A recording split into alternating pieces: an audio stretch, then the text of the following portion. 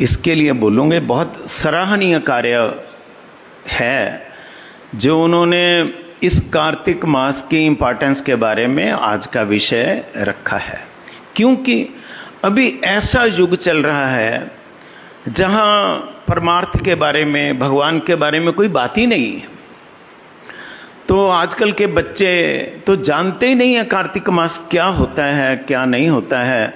अतः सबको जगाने के लिए, सबको प्रेरित करने के लिए, सब में उत्साह भरने के लिए इस विषय को रखा गया है। ये अत्यंत सराहनीय है। देखा जाए तो हमारे जो 12 के 12 महीने हैं, 12 महीने के सभी दिन भगवान के भजन के लिए हैं, भगवान की सेवा के लिए हैं। कोई दिन ऐसा नहीं है जिस दिन हम भगवान की सेवा न करें, भगवान का भजन न करें। सभी, क्योंकि यहाँ पर आने का मकसद ही यही है कि हम भगवान का भजन करके भगवान की सेवा को प्राप्त करें।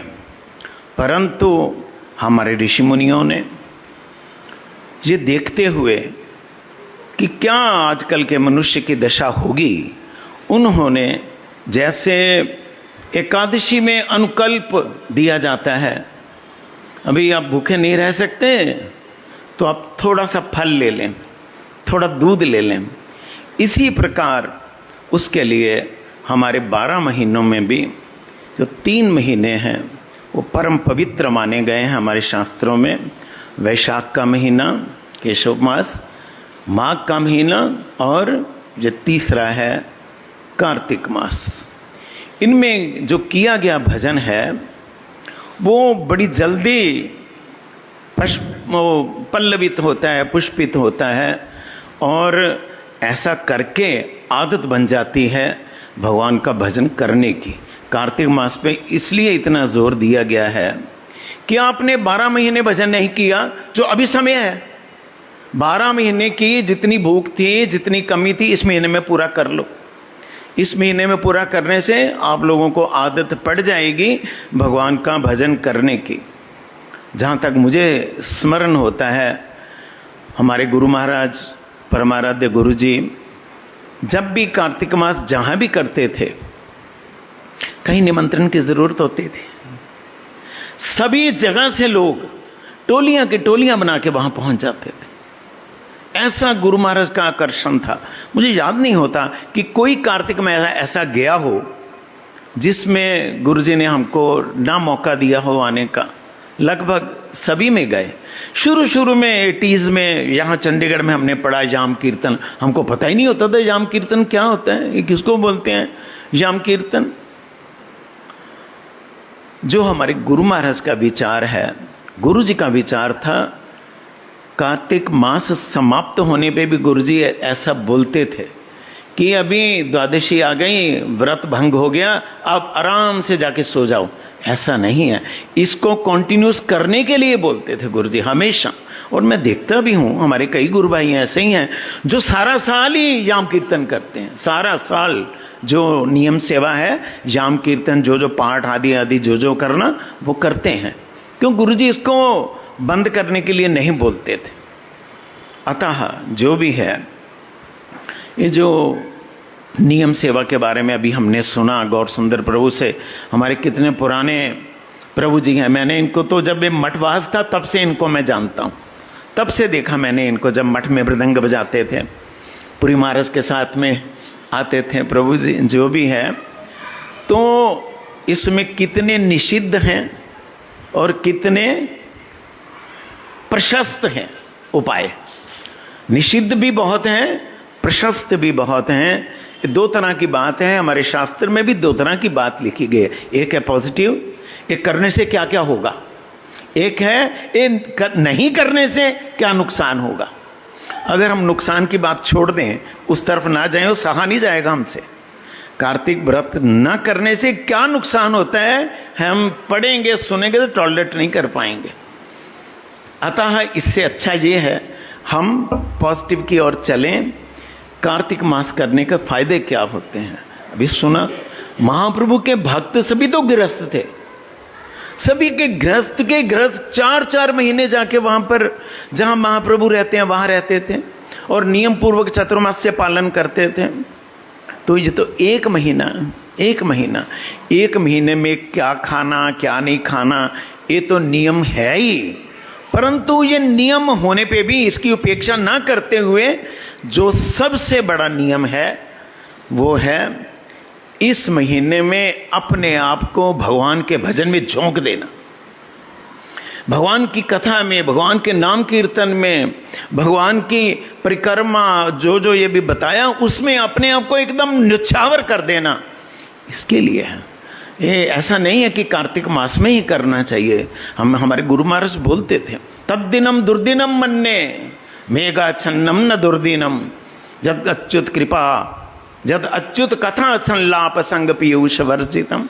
गुरु जी बोलते थे, किसको बुरा दिन बोलते हैं, दुर्दिन किसको बोलते हैं? दुर्दिन बोलते हैं जिस दिन भगवान का नाम, भगवान की कथा, भगवान की सेवा नहीं मिलती है, भगवान की कथा अमृत सुनने को नहीं मिलता है, वो हमारा दुर्दिन होता है। तो हम कार्तिक को रख के बाकी दुर्दिन निमंत्रित करेंगे? सारा साल ही हमको भगवान का भजन करना होगा और विशेष रूप से कार्तिक में तो और भी करना होगा। कितना पुराणों का उन्होंने रेफरेंस दे के इसके बारे में, हरिभक्ति विलास का रेफरेंस दिया कि ये करने से ये फल होगा। परंतु जो भगवान के भक्त हैं वो अग्निहोत्र हो, अश्वमेध यज्ञ हो, राजसूय यज्ञ हो, वहाँ के नहाने का फल हो, अमुक तीर्थ में जाने का फल हो, इसमें ध्यान नहीं देते हैं। उनका ध्यान केवल मात्र एक ही होता है, हे भगवान आप कृपा करें, आप इस मास में इतने दयालु रहते हैं, इतने कृपालु रहते हैं, आप कृपा करके अपना भजन हमको प्रदान कर दीजिए, अपनी सेवा हमको प्रदान कर दीजिए, अपनी कथा अमृत का सुयोग हमको दे दीजिए। ये प्रार्थना करते हैं। वो क्या इन चीज़ों से लेते वहाँ नदी में जाने, ये उनके लिए है, लुभाने के लिए, जो बिल्कुल नहीं करते। अतः जो गुरु जी से दीक्षित लोग हैं, मठाश्रित लोग हैं, वो जी जान से इस कार्तिक मास में अपने आप को लगा देंगे। कार्तिक मास व्रत रखेंगे, उठेंगे सुबह 9 बजे, नहीं चलेगा जी, नहीं चल सकता है। सुबह प्रातः काल जल्दी उठना ही होगा ही। सूर्य उदय होने से 1 घंटा 36 मिनट पहले शैया को छोड़ना ही होगा। सुबह जो भी नियम है नहा धो के जहाँ तक संभव हो सके गुरुगृह में, तीर्थ में, ठीक बात है। परंतु हमको यहाँ तो मठ है गुरु जी का मठ है, तो मतलब गुरु ये धाम है, तीर्थ है, यहाँ तो सौभाग्यशाली लोग हैं जिनको यहाँ आने का मौका मिलेगा। परंतु मैंने देखी एक परम पूज्य बधायन महाराज की एक पुस्तिका देखी छोटी सी, उसका हेडिंग है घर घर वृंदावन। तो मैंने उसको पढ़ा, कभी इसके पास पढ़ी थी, कल परसों मैंने पढ़ी। उसमें उन्होंने इस बात पे जोर दिया है जहां ये सुलभता नहीं है, अपने घर को वृंदावन बनाना चाहिए, उसमें भगवान की सेवा, गुरु जी की सेवा, वृंदा देवी की सेवा में नियुक्त हो जाना चाहिए। तो वृंदा देवी का आसरा लेके, गुरुजनों का आसरा लेके इस कार्तिक व्रत को पालन करना चाहिए नियमित रूप से। उसको ऊर्ज व्रत बोलते हैं। ऊर्जा हमने पूज्यपाद नारायण महाराज से सुना, ऊर्ज का मतलब होता है ऊर्जा की जो अधिष्ठात्री देवी हैं वो राधा रानी। ये व्रत जो है राधा रानी का व्रत है। हमने अपने गुरुवर्ग को बड़ी निष्ठा से इसको पालन करते हुए देखा, बड़ी निष्ठा से। 1 महीना कोई तेल नहीं लगाया, साबुन नहीं लगाया, कोई जो निष्ठावान वैष्णवों को देखा, कोई बाहर का चीज़ नहीं लिया।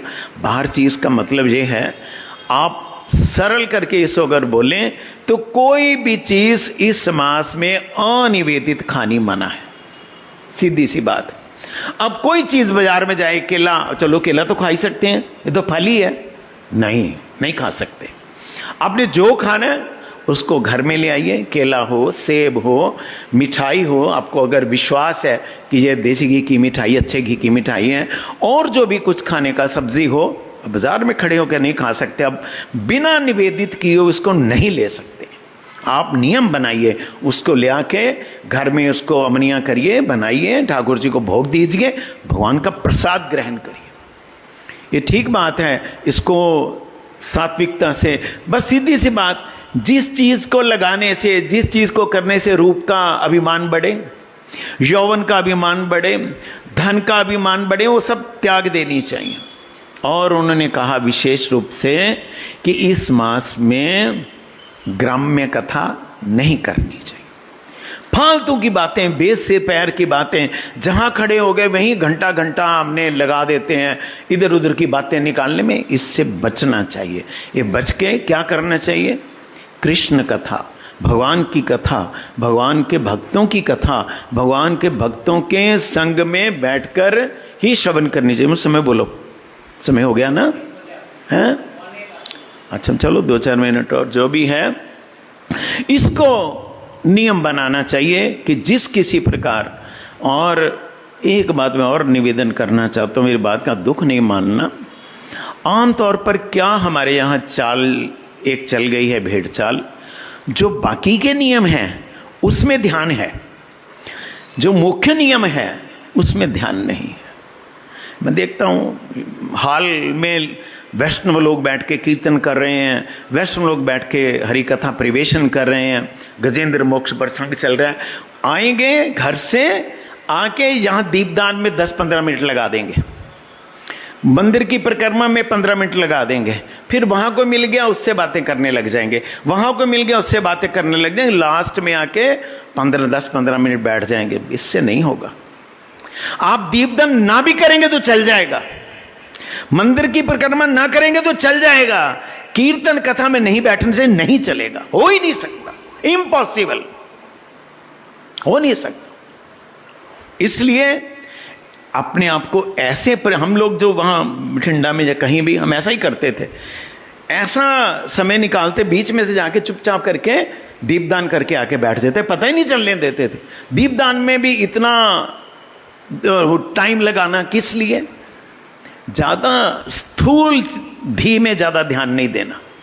जब तक कान को नहीं लगाएंगे भगवान की कथा श्रवण में, ना तो कार्तिक मास का महात्म पता चलेगा, महात्म तो छोड़ दो, इसका स्वादन नहीं होगा, स्वाद नहीं आएगा इसका। और जब इसमें रम जाओगे भगवान की कथा में, कीर्तन में, वो बाकी अपने आप सब छूट जाएगा। आकाश दीपदान, ब्राह्मण के पक्ष में दान, चतुरश्कों में दान, दीपदान है, शास्त्र में लिखा है। आप अपने आप को ऐसा नियंत्रित करें अगर कि ये करते हुए आपका हरि कथा हरि नाम में कोई हरास ना हो तो ठीक है, परंतु आप इनमें समय बिता दें, भगवान की कथा कीर्तन में समय ना दें तो कार्तिक मास निष्फल हो जाएगा। हमारे गुरु महाराज इसको पसंद नहीं करते, बिल्कुल पसंद नहीं करते। इतना गुरुजी जोर देते थे इसमें, कथा में नहीं बैठता है, कीर्तन में नहीं बैठता है, हमारी सेवा करता है, कोई लाभ नहीं है, गुरुजी ऐसा बोलते थे।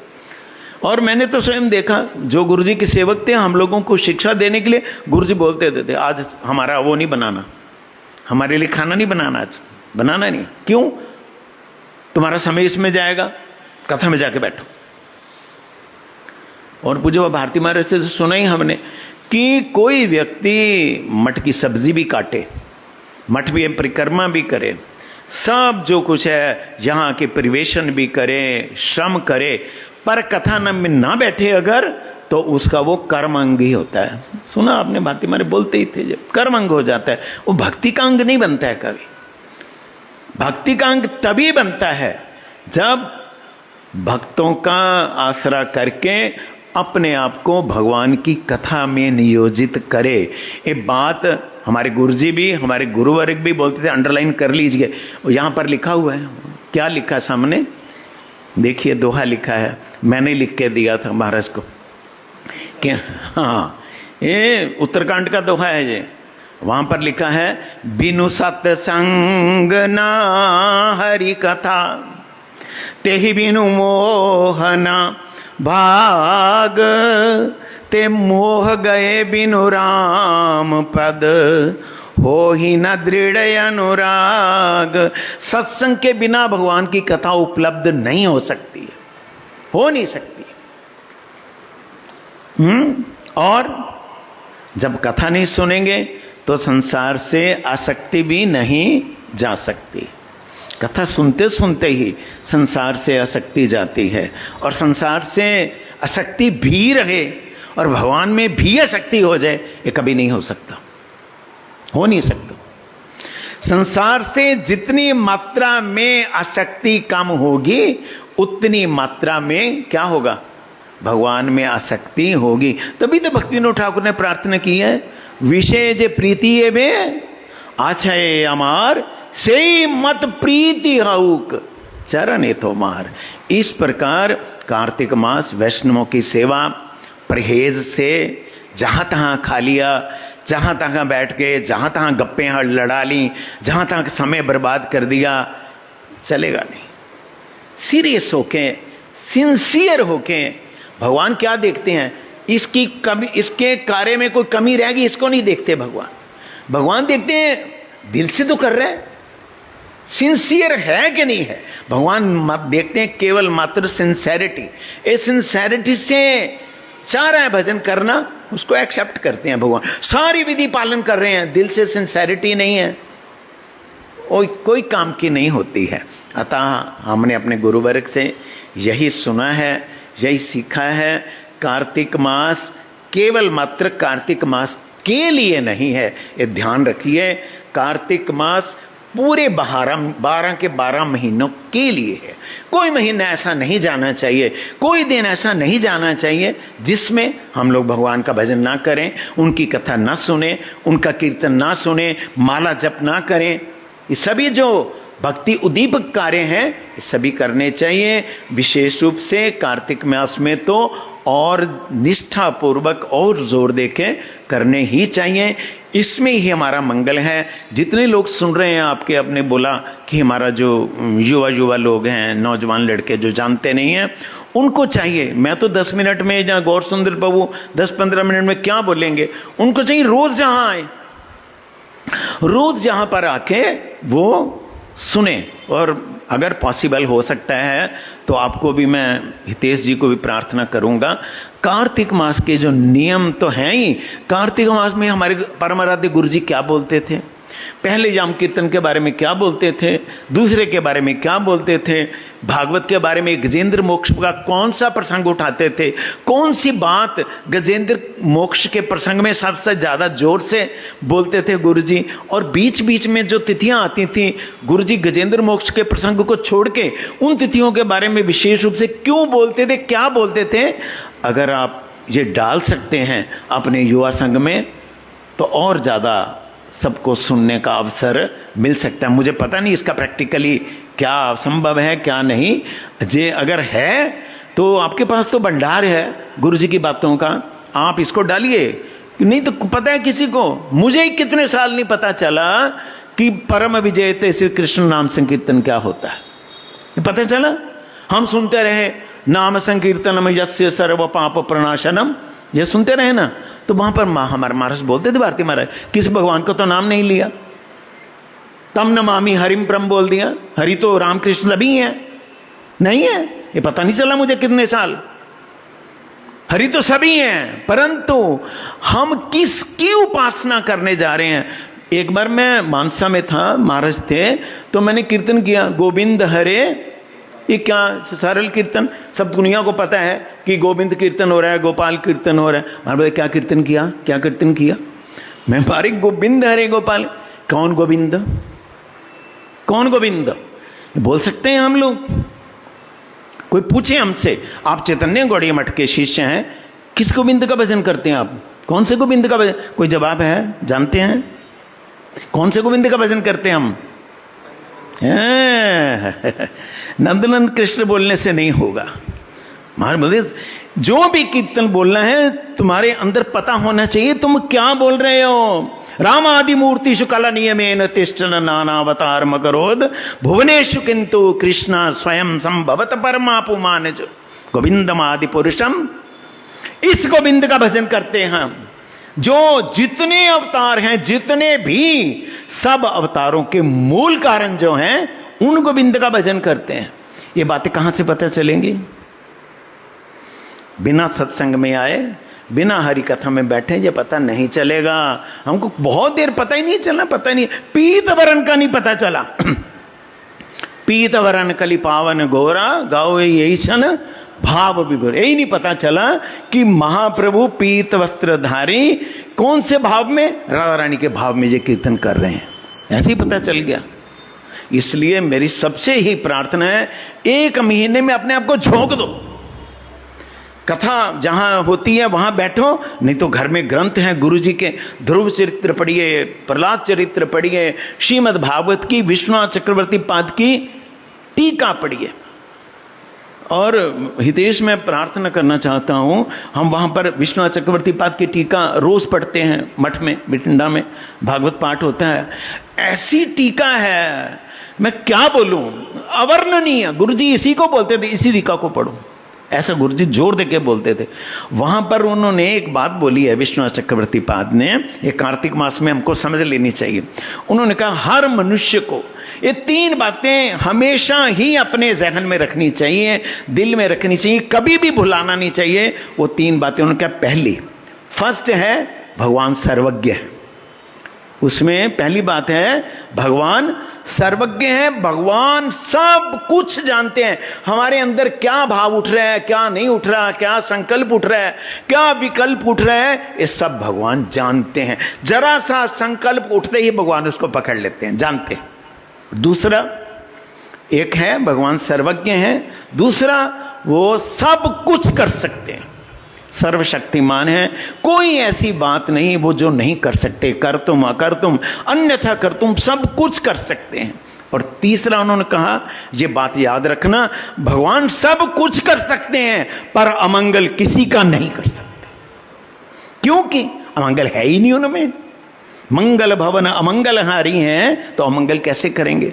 उन्होंने 3 बातें अपनी गांठ में बांध के तब आगे भजन में चलेंगे तो आपको इसका बहुत लाभ होगा और मन गदगद रहेगा, दिल उत्कंठित हो जाएगा भगवान का भजन करने के लिए। जो भी है, समय हो गया, आरती होने जा रही है। वंशा कल्पतरुभ्यश्च कृपा सिंधुभ्यश्च